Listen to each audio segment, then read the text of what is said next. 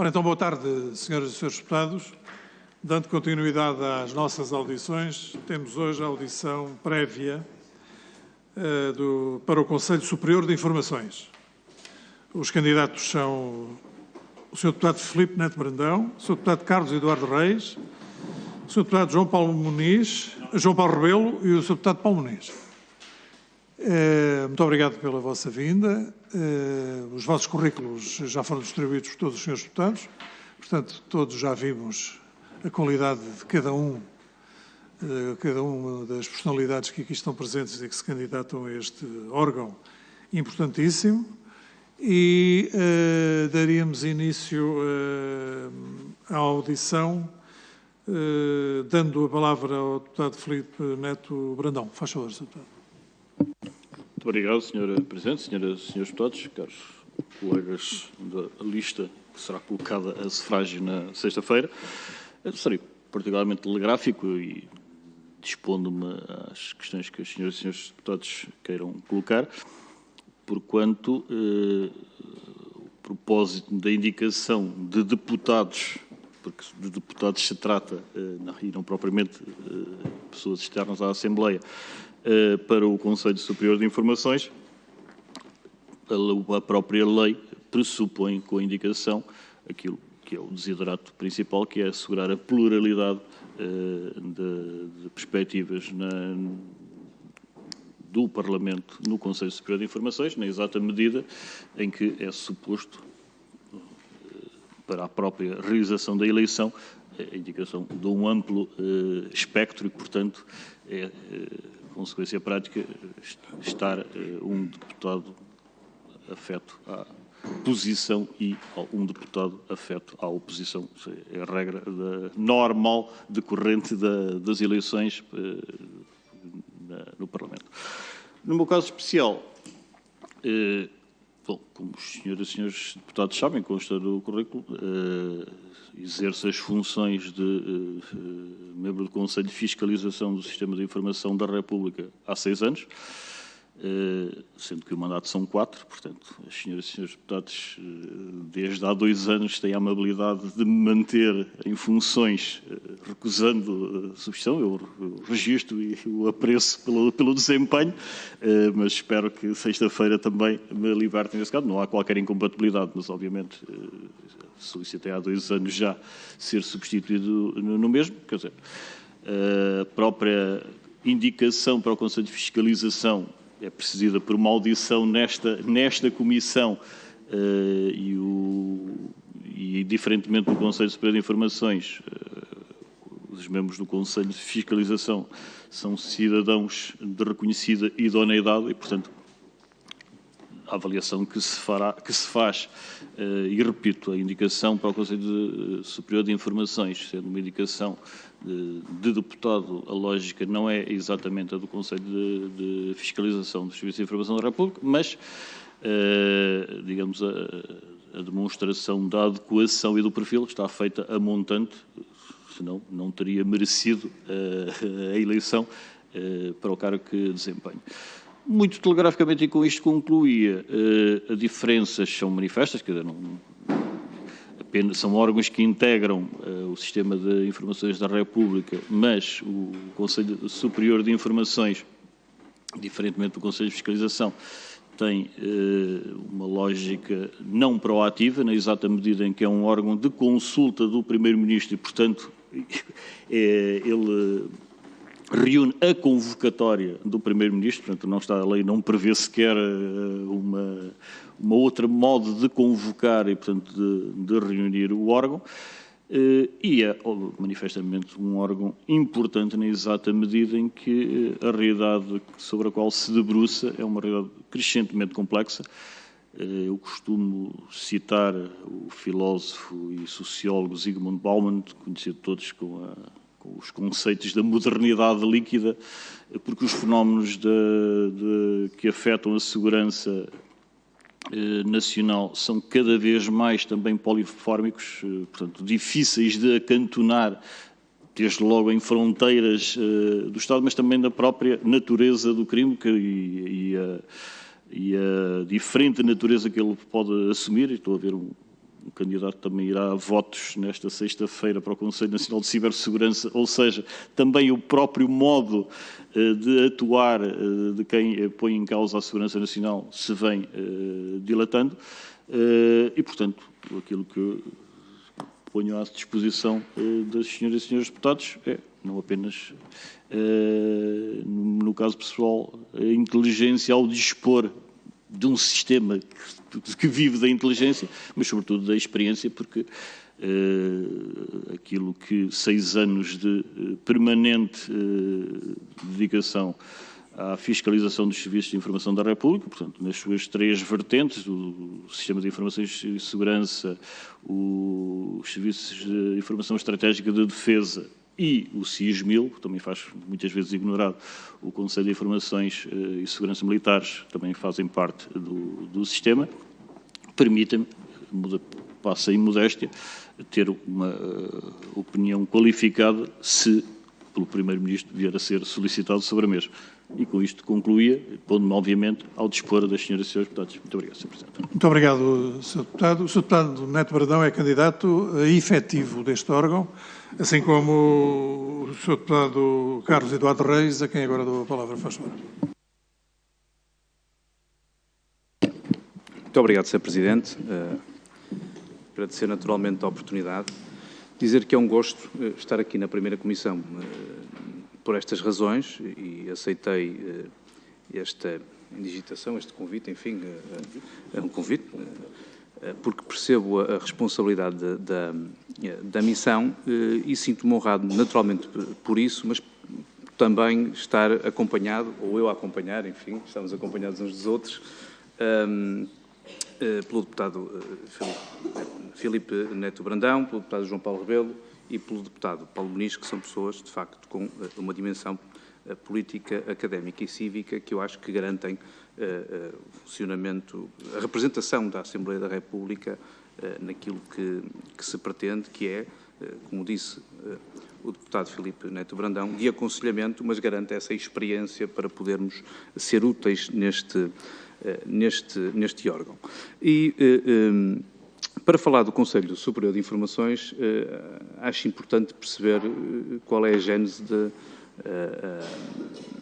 da Lei Quadro 30 de 1984, que, no fundo, tinha como missão a proteção dos interesses nacionais, da soberania nacional, da segurança, da salvaguarda dos cidadãos, cumprindo as tais linhas vermelhas, não é? A Constituição da República Portuguesa, dos direitos, liberdades e garantias, e tendo essa consciência, vivendo num mundo cada vez de ameaças mais híbridas, mais globais, mais móveis, mas também num mundo cada vez mais opaco e ilusório, perceber a importância dos serviços de informação. E estes serviços de informação, neste caso, o Conselho Superior de Informações faz parte deste Serviço de Informação da República, que eu dividiria em 5 componentes, fazendo aqui uma reflexão orgânica sobre este edifício, que é um edifício exigente, mas que entendo que importa abordar. E colocaria em primeira análise, numa lógica até de prevenção, o SIS e o CIED, os Serviços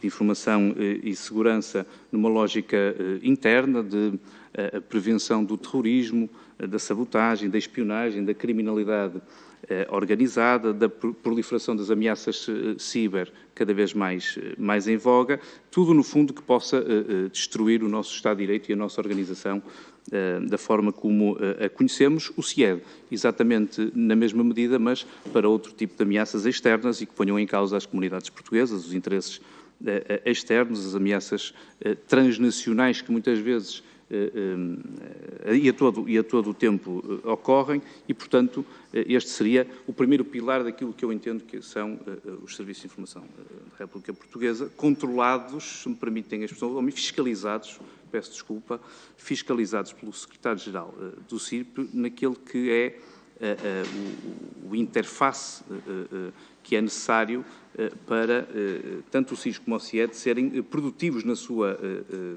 seus trabalhos e garantir também uma interoperabilidade. Num segundo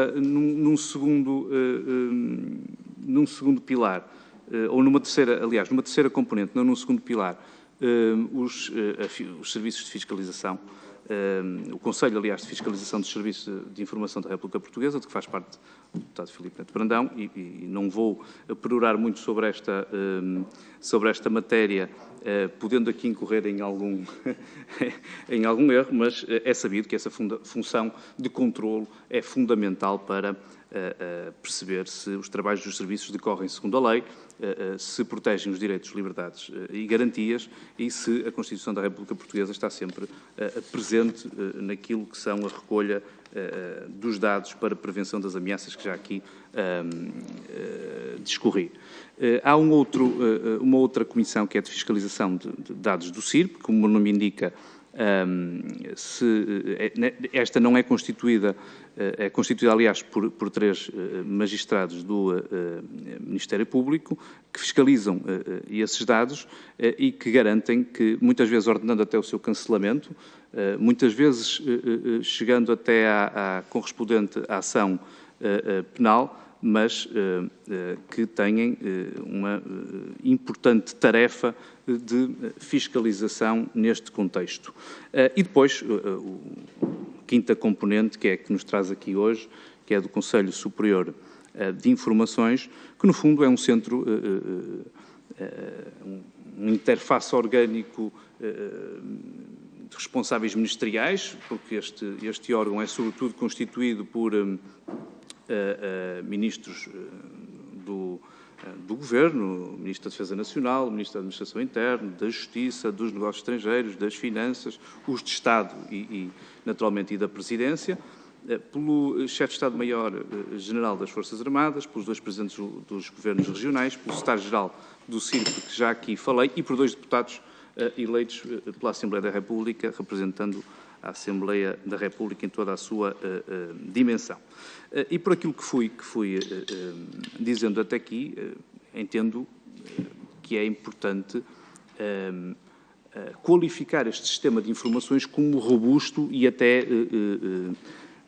eficaz. E é essa robusteza e essa eficácia que permite que, de facto, se previnam essas ameaças de que fui falando, com um objetivo último de garantir e promover a paz. Como disse o meu antecessor na palavra, estas competências do Conselho Superior de Informações não são deliberativas, são, portanto, consultivas, e dentro daquilo que nos é pedido, eu, quando fui convidado para estar nesta lista candidata, tentei perceber qual era, no fundo, aquilo que nos era pedido nestas funções, e para lá da liberdade de pensamento, da nossa capacidade crítica, daquilo que é a representatividade que temos de ter, como há pouco disse, entre os partidos que apoiam o Governo e os partidos que estão na oposição, tentar perceber qual é que tinha sido a opção do legislador, porque o Conselho Superior de Informações chega bem depois de 84, chega só em 2004, e, se me permitem, entendo que a introdução aqui de 2 deputados neste Conselho Superior de Informações, para lá das competências de consulta analítica e crítica, não nos chamaram naturalmente para a construção dos meios da parte operacional dos serviços, mas para sermos, no fundo, os guardiães daquela que é também uma função nossa aqui para lá da legisladora, que é de garantir que os direitos, liberdades e garantias, as tais linhas vermelhas, o respeito pela Constituição da República Portuguesa, porque sempre surgem tensões na forma como muitas vezes os serviços trabalham, e vivemos num momento de permuta e de partilha de informações, e eu acho que os deputados podem ter aqui também um papel importante nessa função. E, portanto, eu não tenho muito mais a acrescentar. O meu currículo é, sobretudo, feito no privado, só tenho funções públicas há 2 anos e meio, e, portanto, aquilo que eu posso emprestar é a minha experiência na Comissão de Defesa Nacional, que foi, de facto, muito ativa, e, portanto, contactei muito mais com os serviços externos, portanto, o CIE, do que propriamente do SIS, e, portanto, não tenho... acho que a minha experiência pode ajudar neste misto entre uma carreira no privado e que também é importante, sobretudo pelas ameaças que hoje existem e que são cada vez mais híbridas e opacas e, portanto, entendo que estou em condições de poder ser útil, se merecer naturalmente a vossa confiança, numa votação que também é exigente e que obriga a 2/3 da votação, disponibilizando naturalmente como o deputado Filipe Neto Brandão para qualquer esclarecimento que necessitem. Muito obrigado, Sr. Presidente. Muito obrigado, Sr. Deputado. Sr. Deputado João Paulo Rebelo, pretender acrescentar alguma coisa? Faz favor. Muito obrigado, Sr. Presidente. Serei mesmo muito telegráfico. Portanto, sabem as senhoras e os senhores deputados desta Comissão que a minha circunstância aqui é de suplência, portanto, acrescentarei pouco ao que disseram já os senhores deputados Filipe Neto Brandão e Carlos Reis, mas, evidentemente, a minha disponibilidade total para, enfim, dentro do que são os meus conhecimentos, a minha experiência académica, cívica, política, como já aqui foi referida, e, sobretudo, num espírito de missão, contarem, naturalmente, com este meu contributo, se assim entender esta Comissão. Muito obrigado. Obrigado, Sr. Deputado. Sr. Deputado Paulo Muniz, faz favor. Muito obrigado, Sr. Presidente. Cumprimentando a si, às senhoras e senhores deputados, sobre a intervenção, ou melhor, as intervenções que foram feitas de enquadramento foram bastante completas e sobre essa matéria não queria acrescentar nada mais. Gostaria, em todo o caso, e isso julgo que faz parte da avaliação do mérito da candidatura, que certamente farão, entender que, pelo meu percurso profissional naquilo que foi a ligação às comunicações de emergência e segurança e aquilo que são os aspectos das comunicações ditas seguras, pode, e pela minha formação específica na área das telecomunicações e sistemas de informação, posso dar, eventualmente, contributos naquilo que é a dimensão consultiva deste órgão, atendendo a esta coincidência e essa similitude de formação e de objetivo, porque, de facto, hoje os desafios com que as informações e muitas das ameaças que existem se deparam são de natureza cibernética, são de natureza tecnológica, são mesmo ao nível da segurança e da violação dos sistemas de comunicações e informação e, por conseguinte, aí julgo que pode ser o caso dar um contributo que é fruto de uma experiência profissional de quase 30 anos e, portanto, que daí pode advir vantagem. De resto, estou inteiramente ao dispor das senhoras e dos senhores deputados para aquilo que entenderem pertinente no âmbito da avaliação desta candidatura. Muito obrigado. Muito obrigado, Sr. Deputado. Muito obrigado, senhores deputados, pelas exposições. E vamos entrar, então, na fase de pergunta e resposta. Começo por dar a palavra ao Sr. Deputado Francisco Pereira de Oliveira. Faz favor, Sr. Deputado. Boa tarde, Sr. Presidente. Boa tarde, senhoras e senhores deputados e senhores candidatos. Desde já saúdo e congratulo pela indicação por parte das forças partidárias e que foram indicados para o exercício destas funções. E desejando que a eleição ocorra, o que me parece que irá acontecer, e que possam assumir os cargos em nome e em representação da Assembleia da República, contribuindo assim para a concretização dos objetivos deste Conselho. O sistema de informações na sua arquitetura não tem uma competência policial ou jurisdicional, tem de facto uma competência de poder deter ou inquirir única e exclusivamente e, portanto, devem utilizar única e exclusivamente a pesquisa e a investigação. A estrutura já foi muito bem explicada por parte dos senhores deputados e, em particular, do senhor deputado Filipe Neto Brandão, que tem um conhecimento vasto desta matéria e, portanto, eu se calhar não estarei aqui para escrutinar, mas mais para aprender e, portanto, relativamente a estas matérias, relativamente à questão do CIED e do SIS e todo o sistema de informações da República. A articulação destes dois serviços era realmente importante e era uma questão que eu deixaria de alguma opinião que pudessem ter relativamente à forma como os mesmos estão articulados ou devem ser articulados.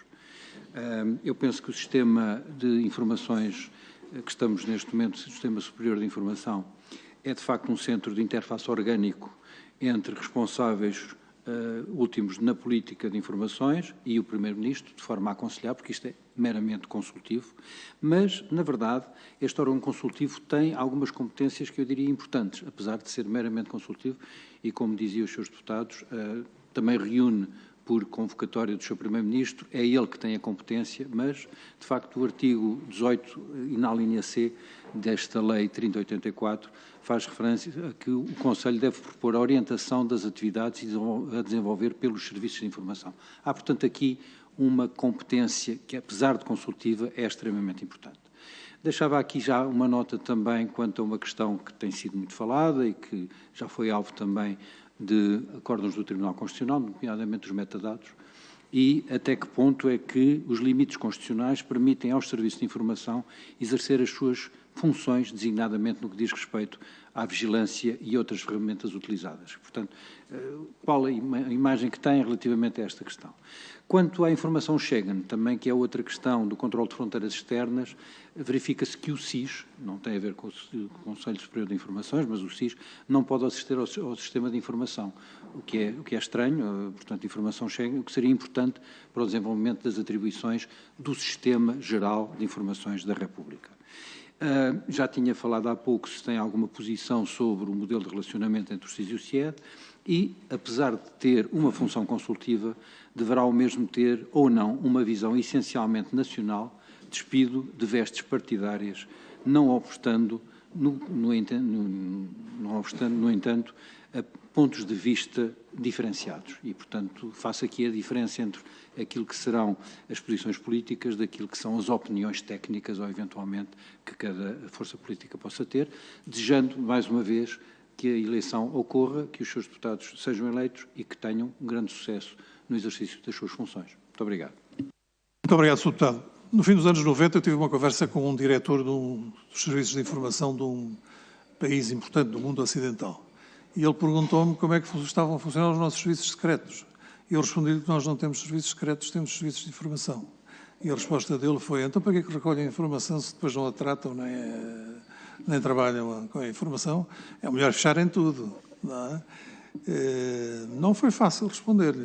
Tentei, não sei se ele percebeu. Agora imaginem se eu lhe dissesse isto agora, no século XXI. Não é? Sr. Deputada Sara Madruga da Costa, por favor.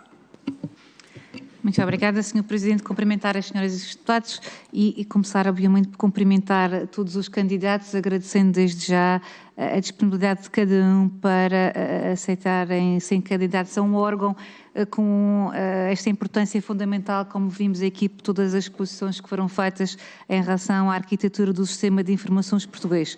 Um órgão, como também já foi aqui referido, é interministerial, é consultivo, mas bastante importante do ponto de vista do equilíbrio do sistema e que deve promover consensos alargados em matérias relevantíssimas como é a do sistema de informação ou de informações da República.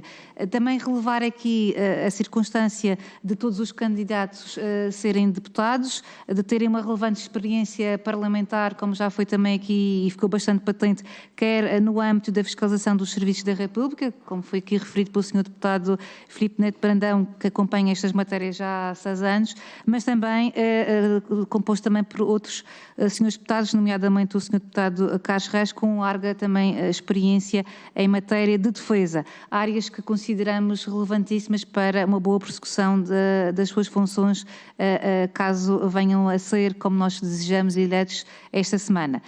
Uma área que é bastante importante para o aprofundamento que se pretende da coordenação dos vários setores deste órgão, e achamos que a experiência parlamentar que os senhores deputados, neste momento candidatos a este órgão, têm, poderá ser importante nesse equilíbrio e nessa coordenação entre os vários setores e membros deste órgão, que também se pretende que seja efetivamente um órgão garantístico da Constituição e dos direitos, liberdades e garantias.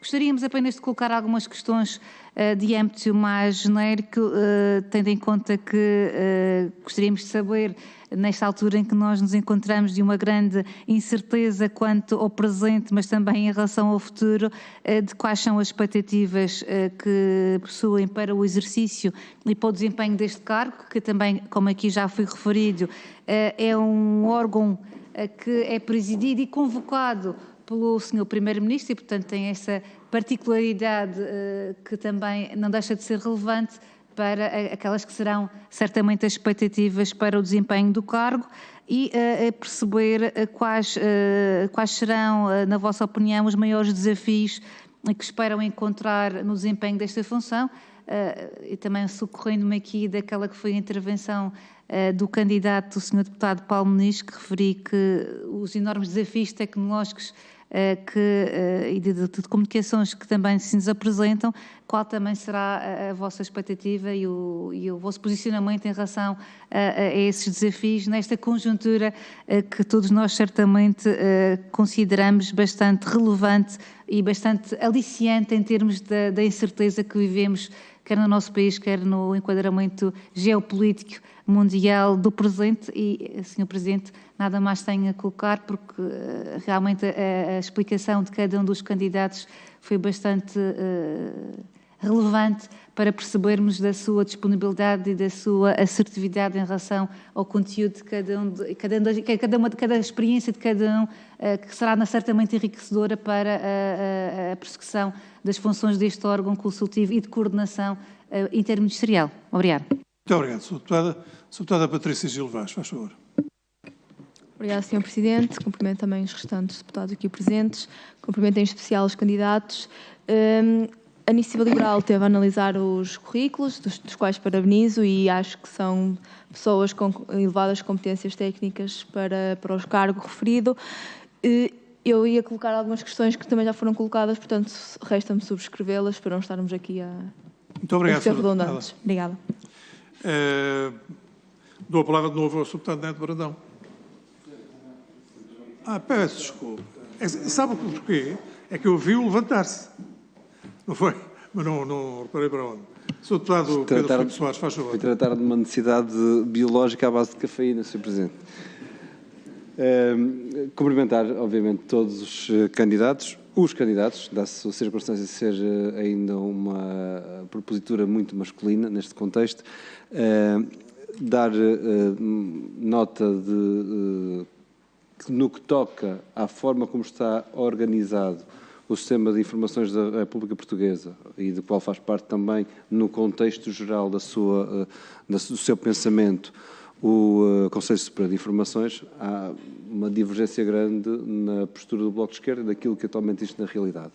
Isso não nos demite de, por um lado, estarmos aqui a fiscalizar aqueles que são os indicados pela Assembleia da República para o efeito e, por outro lado, de reconhecer nesta indicação para a Assembleia da República um elemento para nós fundamental, que é os membros da Casa da Democracia têm, em primeiro lugar, no cumprimento dos preceitos gerais da democracia e, em particular, da Constituição, de ter também no Conselho Superior de Informações o chapéu que orienta a sua intervenção. Portanto, desse ponto de vista, sempre sendo que estas matérias são matérias muitas das vezes de zonas cinzentas ou até às vezes zonas vermelhas no que toca à salvaguarda de direitos e liberdades, gostava de deixar-vos esta nossa inquietação e depois também o repto para que no desempenho do mandato se deixem nortear sempre por esta salvaguarda dos direitos e liberdades e garantias que a Constituição prevê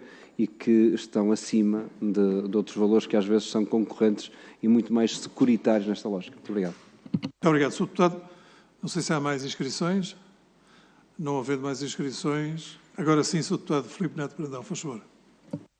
Muito obrigado, Sr. Presidente. Eu quero agradecer as perguntas de todas as senhoras e senhores deputados. Votos de felicitações, esperemos por sexta-feira, mas agradecer os cumprimentos desde já. Bom, no meu caso particular, como calculam, e aliás, o último parecer do Conselho de Fiscalização dos Serviços de Informação da República já foi entregue à Comissão de Assuntos Constitucionais e, portanto, como bem sabem, aquilo que lá vem plasmado é um documento aberto e, portanto, as explicitações sobre o que é incluído decorrem nos termos da lei à porta fechada e, portanto, não vou adiantar relativamente a algumas questões com que se debruçam os serviços de informações deste fórum, por razões óbvias. mas tentando responder em parte àquilo que o Sr. Deputado Francisco Oliveira colocou, registar que há uma evolução nítida em termos de opções legislativas pelo avançar dos serviços partilhados de informações. Portanto, é uma opção do legislador, não comete nenhuma inconfidência, porque essa é pública, que é também uma aspiração de racionalização de meios e, portanto, todos compreenderão que, perante constrangimentos que todos os serviços da administração do Estado têm, aquilo que pudermos fazer no que diz respeito à potenciação das capacidades de cada serviço e da criação de sinergias é desejável, sendo certo que, e isso é uma linha intransponível, daí não decorre qualquer ameaça aos direitos, liberdades e garantias dos cidadãos, e com isto passo já para a observação do Sr. Deputado Pedro Filipe Soares. É evidente que a linha condutora de todo o Serviço de Informações da República não pode ser outra, e aliás, como o Sr. Deputado Eduardo Reis, que há pouco referiu, tudo o que perpassa em toda a legislação, nomeadamente na Lei Orgânica 3084, mas ao longo de todos os diplomas sobre a matéria, é a estrita tipicidade e legalidade dos serviços. Portanto, o cumprimento da Constituição e da lei é algo que não pode jamais ser beliscado, e seguramente nenhum dos órgãos que tutelam ou controlam o sistema o põe alguma vez em causa. Metadados. Bom, a minha posição é conhecida, como qualquer outro deputado dos grupos parlamentares do PS ou do PSD, na exata medida em que apresentaram os dois projetos de lei, no caso uma proposta de lei, depois mesclado com projetos de lei, portanto, a lei, o decreto da Assembleia da República que saiu, foram dois. Portanto, temos dois acórdãos, o acórdão de 2015 e o acórdão de 2019, o 403 de 2015 e o 404 de 2019, que, como se sabe, principalmente este último, tem vários votos de vencido, portanto não é uma matéria incontroversa, mas é óbvio que aquilo que o Tribunal Constitucional considerou é aquilo que tem que ser cumprido e não pode deixar de ser cumprido. Mas noto que, e todos os senhores e senhores deputados que se debruçaram sobre a matéria, quer dizer, o acórdão de 2019 não julgou toda a matéria que foi submetida à sua apreciação inconstitucional, portanto, julgou parcialmente constitucional. E a minha questão sobre os metadados é de escrupuloso cumprimento dos direitos, liberdades e garantias dos cidadãos. Quer dizer, o meu receio, e já, aliás, eu já integrei esta comissão e, portanto, estou-me a recordar de uma audição a uma candidata a juiz do Tribunal Constitucional, em que fui eu que fiz essa audição, e, portanto, permite-me citar-me a mim próprio. O meu receio é que uma interpretação demasiado literal da Constituição possa levar, no limite, à derrogação das suas garantias. Faço-me entender.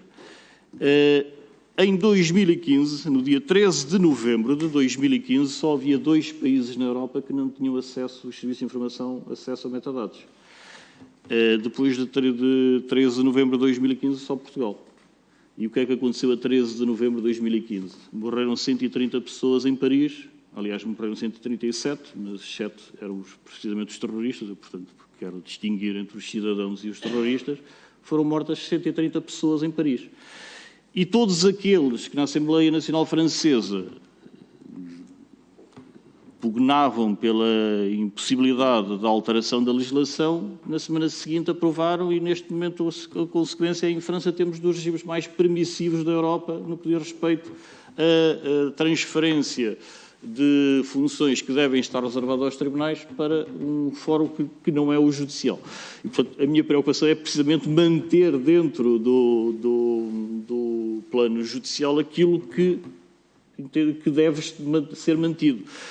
E, portanto, considerar que a possibilidade de aceder a dados de tráfego não é comportável no artigo 34 da Constituição, portanto, o que fala da ingerência em comunicações, portanto, clarifiquemos, não estamos a falar de escutas telefónicas, estamos a falar de dados de georreferenciação, nomeadamente. Porque eu ponho à consideração um exemplo.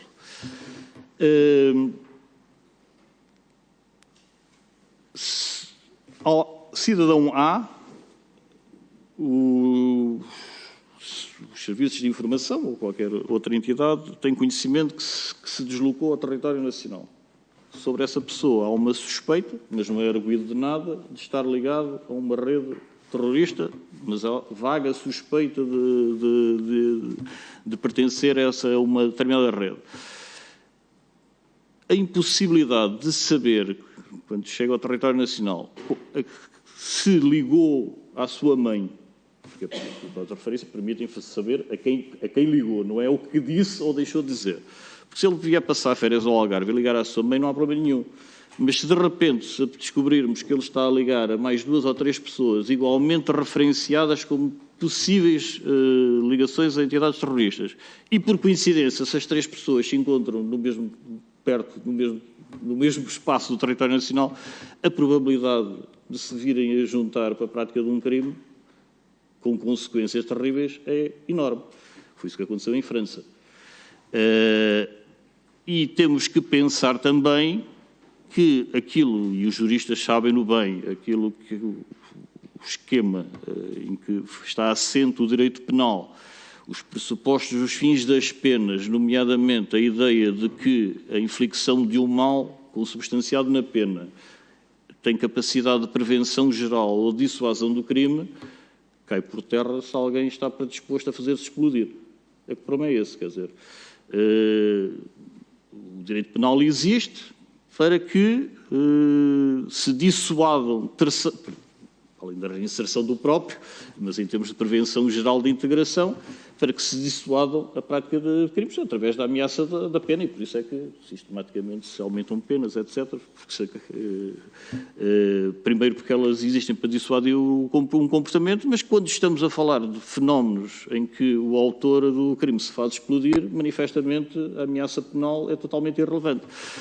Claro que isto não é tão simples, porque eu concedo, e portanto, reitero, isto é uma questão de opinião, outra questão é o que está na lei e na Constituição, que é para cumprir e sê-lo-á enquanto aí estiver. Portanto, é uma matéria de legislador constitucional, mas lá está, quer dizer, eu gostaria de ver acomodada numa interpretação constitucional algo que dispensasse a necessidade da revisão do texto constitucional. Porque eu continuo a achar que a ingerência em comunicações deveria depender sempre de uma intervenção judicial. Sucede que os serviços de informações não lidam com... estão a montante do processo penal, porque não há arguido, não há sequer...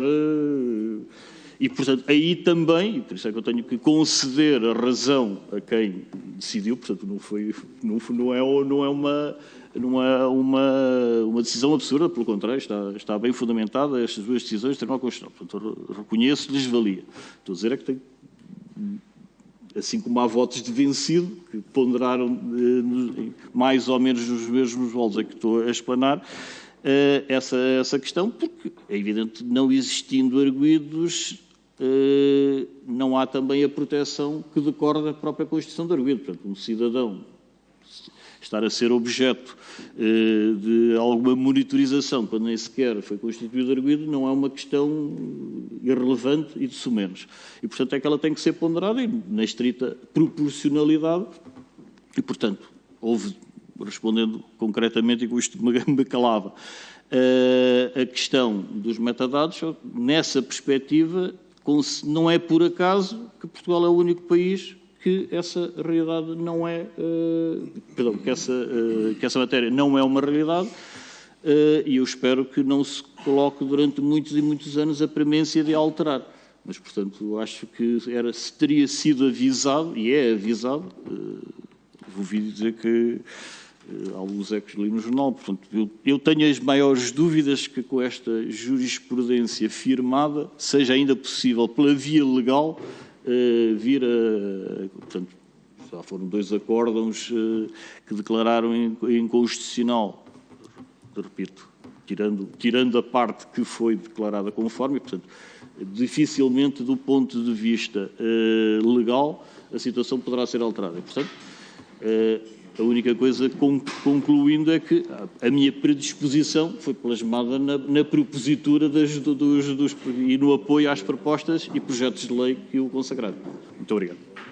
Muito obrigado. Sr. Deputado Carlos Reis, não sei se... Muito obrigado, Sr. Presidente. Para agradecer naturalmente as palavras simpáticas e de confiança das senhoras e dos senhores deputados e tentando rapidamente responder a algumas das questões que aqui foram colocadas, começando pelo Sr. Deputado Francisco Oliveira, dizendo que a articulação entre os serviços é garantida pelo Secretário-Geral e pelo CIRP e pelo Sr. Primeiro-Ministro, não é? E, portanto, nós somos consultados, aliás, sobre aquilo que o Sr. Primeiro-Ministro pretende e sobre as orientações do Governo em matéria de informações e, portanto, não só não temos um caráter deliberativo nas nossas funções, como também não temos um caráter de proposição. Portanto, mas estes 2 serviços são úteis porque evitam, portanto, estas 2 vertentes são úteis porque entendo que evitam a macrocefalia e, portanto, esta articulação, se for garantida com eficácia, é muito útil, até porque vivemos um período muito exigente de configuração de uma nova arquitetura de segurança no mundo e, portanto, estas 2 vertentes são de facto muito importantes. E com certeza que há muitas divergências na Assembleia da República em relação a uma série de matérias e pegando naquilo que o deputado Pedro Filipe Soares disse, aquilo que eu posso garantir enquanto candidato é que, além de cumprir a dimensão suprapartidária desta representação, também me sinto obrigado a tentar colher todas as sensibilidades relativamente às opções que cada partido e representantes dos cidadãos têm nesta Assembleia, tentar levar essas sensibilidades para o exercício da função, até na questão dos metadados e, portanto, tentar que essa consulta possa ser útil, sendo representativa. Em relação àquilo que a deputada Sara Madruga da Costa disse, enfim, a minha expectativa deve ser diferente da expectativa do deputado Filipe Neto Brandão, até porque já representa um órgão, faz parte de um órgão e, portanto, está dentro da arquitetura dos serviços de informação, mas a minha expectativa é apenas de poder dar alguma utilidade a essa consulta que o Sr. Primeiro-Ministro fará nesses órgãos e olhar de uma forma mais crítica para estes desafios, nomeadamente da cibersegurança, que se colocam nos dias de hoje, acompanhando muito daquilo que disse o deputado que me antecedeu, porque os crimes estão cada vez mais complexos. Este tipo de conselhos são muito importantes porque, sendo os crimes mais complexos, os serviços também geram nos seus trabalhos mais tensões e divergências e acho que aqui é que entra, de facto, a nossa possível competência de aconselhamento e, portanto, é nesse sentido a minha expectativa é mesmo essa e há uma coisa que há pouco referi, mas que volto a frisar, que é a cooperação fundamental naquilo que, portanto, nas organizações em que o nosso país mais está identificado, nomeadamente a NATO, a União Europeia e a CPLP, que são, de facto, em matéria de inteligência, que há aqui uma permuta e uma partilha de informação que é muito útil para prevenir o exemplo que o deputado que me antecedeu referiu e que é não só de saúde pública, mas de dignidade da pessoa humana, e terminava dizendo que tenho que ter a consciência, ou temos de ter a consciência que esta função tem uma natureza eminentemente nacional, embora possa analisar informações que traspassam as nossas fronteiras. Muito obrigado, Sr. Presidente. Muito obrigado. Sr. Deputado Paulo Rebelo, quer acrescentar alguma coisa? Sr. Presidente, mais uma vez, muito telegraficamente e reiterando a anunciada já circunstância de suplência, apenas reafirmar aqui ou afirmar este compromisso absolutamente firme com a salvaguarda dos direitos, liberdades e garantias, que já foram aqui enunciados, e naturalmente aproveitando também esta ideia deixada pelo deputado Carlos Reis, enfim, na remota possibilidade de vir a ser convocado para este Conselho Superior de Informações, levar naturalmente todas as sensibilidades político-partidárias, não só desta Assembleia, mas, enfim, fazê-lo com a consciência de facto que este é um órgão de interesse nacional e, portanto, essa abrangência deverá ser tida em conta. Obrigado. Obrigado, Sr. Deputado. Sr. Deputado Paulo Muniz, por favor. Muito obrigado, Sr. Presidente. Começar, obviamente, por agradecer as perguntas das senhoras e dos senhores deputados.